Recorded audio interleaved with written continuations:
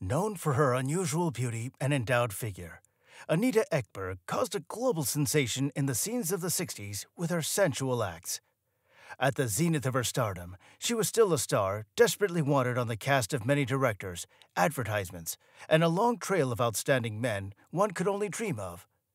But beauty comes at a price, and unfortunately, Ekberg's became her curse when she succumbed to the cruel fate of faded fame and personal tragedy.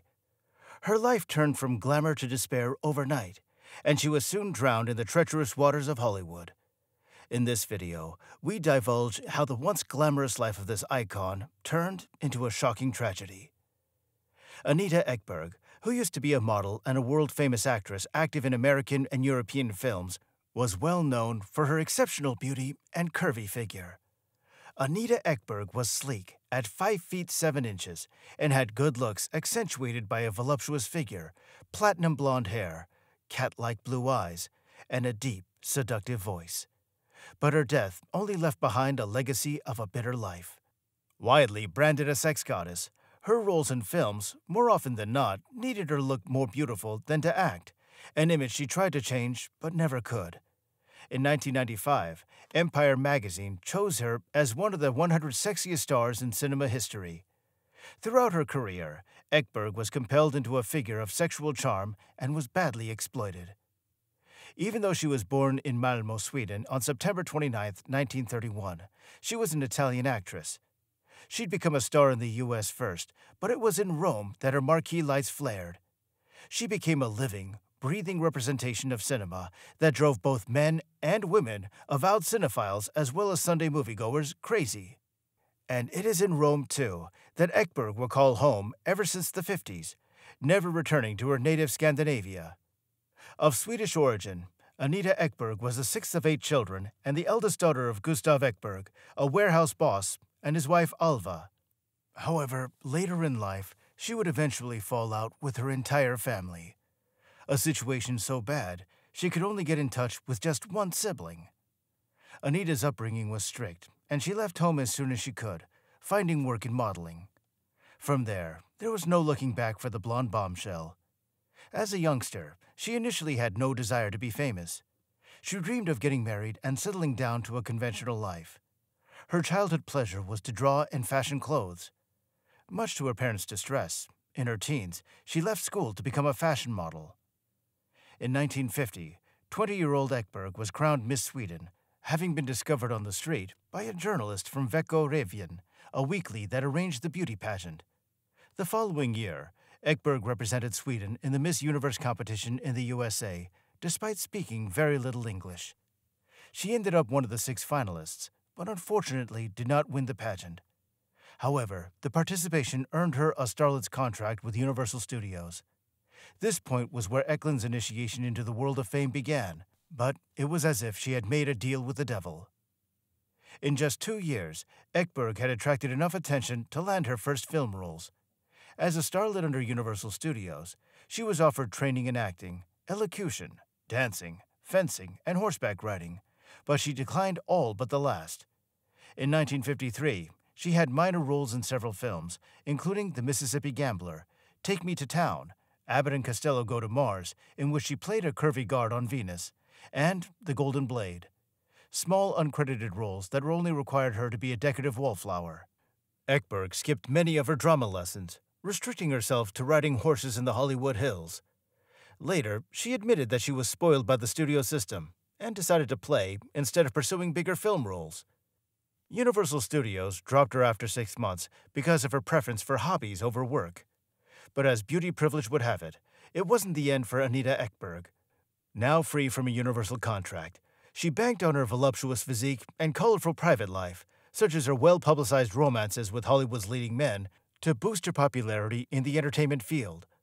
This appealed to the gossip magazines, like Confidential, and she soon became a major 1950s pinup, appearing in men's magazines like Playboy. Additionally, Ekberg participated in publicity stunts.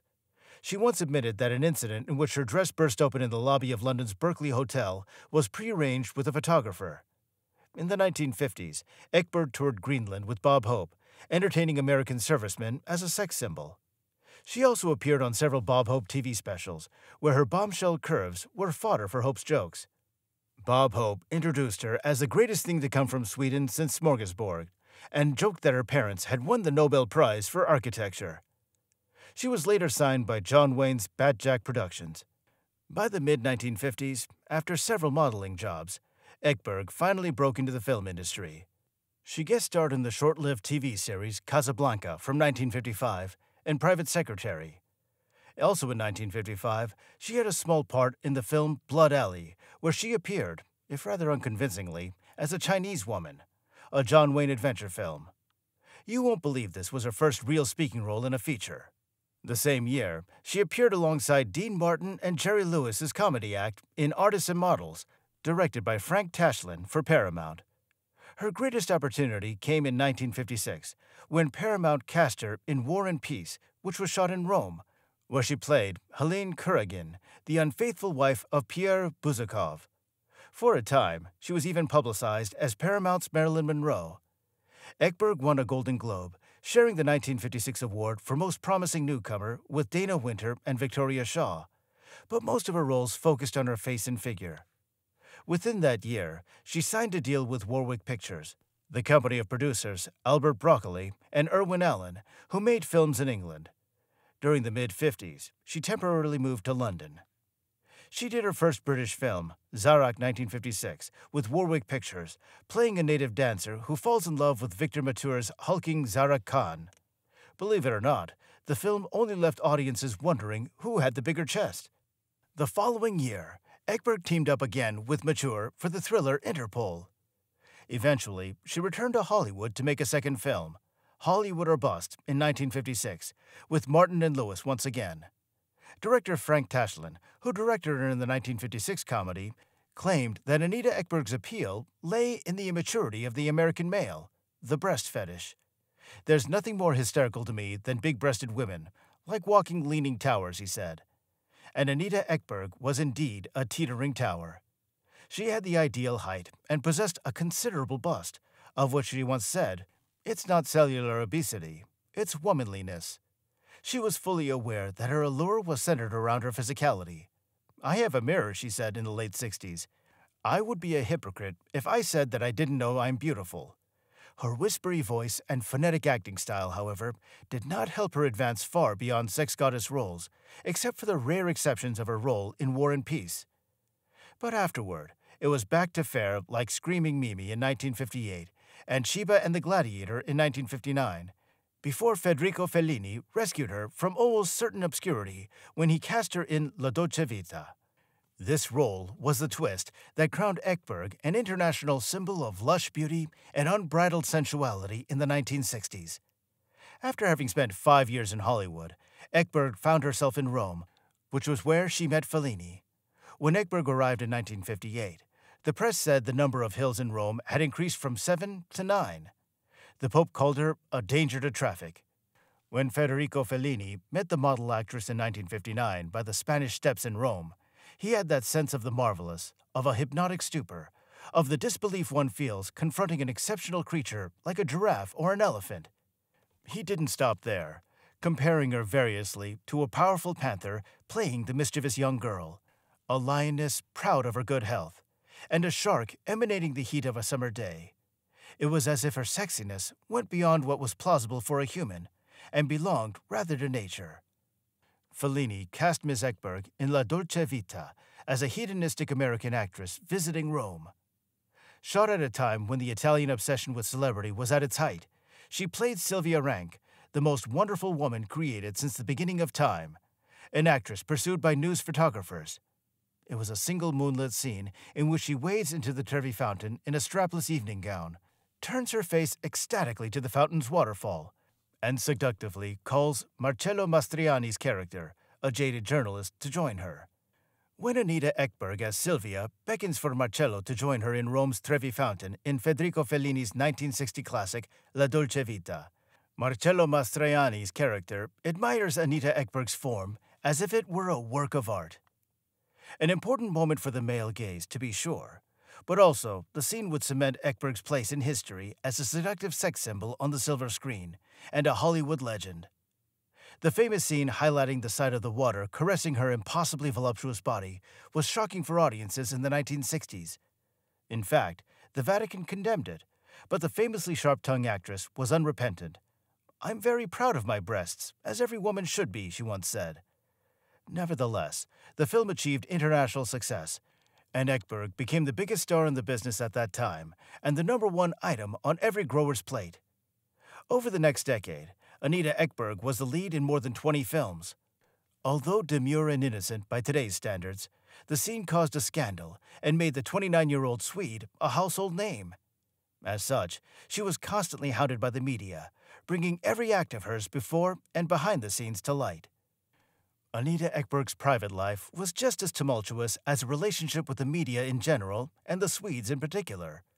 She made enemies of the press, who called her Anita Iceberg, and of a stripper called Evelyn Treasure Chest West, who pelted her with tomatoes during her nightclub act because she thought Ekberg had sneered at her bosom. Ekberg was stubborn, outspoken, had a harsh tongue, and displayed diva-like attributes. Her on-screen persona as a freewheeling man-eater from overseas soon spilled over into her private life. During the height of her fame, Ekberg was courted by some of the world's most eligible and wealthy men. She was constantly in the headlines for her romances with Hollywood's leading men, and the list of her lovers read like a cast of a 1960s blockbuster, including Mastroianni, Errol Flynn, Yul Brynner, and Frank Sinatra. Her love affairs attracted widespread attention, and she was also once rumored to be involved with Fiat chef Gianni Agnelli. For such an endowed woman, it was not a surprise that she attracted men like a magnet. But despite her entanglements with stars of profound talent, when it came to marriage, the first-class beauty was addicted to what the media termed third-class rotters. Anita Ekberg was married twice during her lifetime and divorced at each one. Brief unions that were unfortunately not blessed with any children. Her first marriage was at 24 to Anthony Steele, an alcoholic British matinee idol of finite talent, whom she had married in Florence in 1956, and had 2 days later met swinging from the lights like an ape, smashed out of his mind. The marriage was doomed by Steele's heavy drinking and violence. Miraculously, in 1959, they were still married, but their punch-ups were public, much to the delight of the paparazzi. Eventually, the couple divorced in 1959, after Steele had hit her and broken her dog's leg. They were only married for 3 years. In 1964, 4 years later, Ekberg married Rip Van Nutter, a Hawaiian posing as an Australian nobleman, and a B-movie actor now barely remembered as CIA agent Felix Leiter in Thunderball. With time, their relationship began to disintegrate. Ekberg accused Van Nutter of cheating her over a car hire business they owned, and in 1975, they divorced. They were married for 12 years.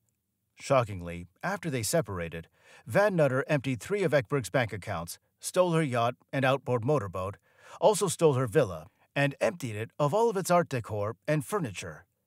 Ekberg had a cargo ship going around Singapore then. Van Nutter stole that as well. Coupled with Ekberg's epic failures in her marriages, her career also began to take a deep dive. The 1960s in Rome marked the peak of Ekberg's career, but it was also the start of her decline as she became typecast as the ultimate blonde sex symbol. With such an image, the actress's popularity was not enduring, and her range was limited. Following the success of Fellini's masterpiece, Ekberg was a lead in more than 20 films over the next decade, most of which were forgettable. Ekberg remarked that things got boring as every Italian, American, and European director wanted her to reenact her role in La Dolce Vita. "When you're born beautiful, it helps you start in the business," she said, "but then it becomes a handicap." Just after La Dolce Vita, Ekberg starred in an anti-communist propaganda film, The Dam on the Yellow River, The Western Four for Texas, with the comedy Call Me Buona, which was not well received, and several more Fellini films. She was also considered for the part of Honey Ryder in the first James Bond film, Dr. No, but sadly lost out to Ursula Andress. When she did appear in a Bond film, it was both unwitting and unflattering. Her American film career waned during the 1970s, after which she continued to make movies in Europe. As with all sex symbols, age diminished her currency. By the end of the 60s, she was complaining about the lack of available roles. Saddened by her fall from grace to grass, Ekberg mourned the fact that her life had changed. She said that her Ferrari was gone, and she now only had a mini moke. She worked 3 more times with Fellini, who followed Tashlin in using her abilities for erotic satire. In Boccaccio 70, from 1962, she played a gigantic Drink More Milk billboard model with plunging cleavage who comes to life and taunts a prudish man. She also appeared as herself in The Clowns in 1970, in which she's depicted shopping for a live panther. The downward spiral continued throughout the 70s, and Ekberg virtually disappeared from the screen. She continued to make films, but they were more often than not B-movies with salacious titles, such as The French Sex Murders in 1972 and The Killer Nun in 1979. Her scenes for Valley of the Dancing Widows in 1975 were left on the cutting room floor. The drama between her second husband followed, and Ekberg plunged into misery and alcohol abuse.